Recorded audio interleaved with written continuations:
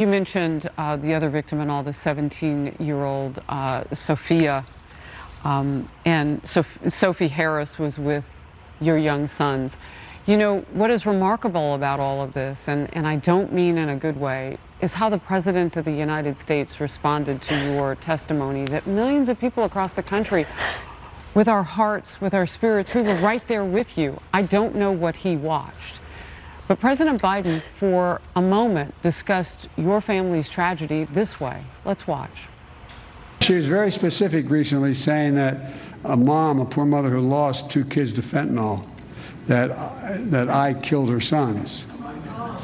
Well, the interesting thing is that fentanyl they took came during the last administration. He laughed at that. We have had people coming across that border, drug cartels, for quite some time. It has become a historic problem now. What do you say to the President of the United States? Just what a horrible human being. How can he sit there and joke about it?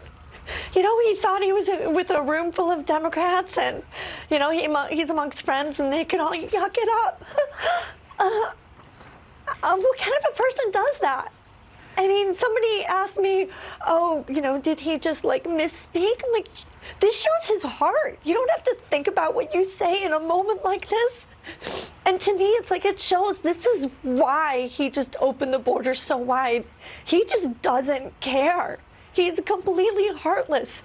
And what about all the hundreds of thousands who lost their children under his administration, you know, in his first year in office, after he lifted all of the border control that had been put in place? There was a 22% increase in fentanyl deaths. That represents tens of thousands of people and their families who have been devastated. Do you know how they feel now? They're in my support groups.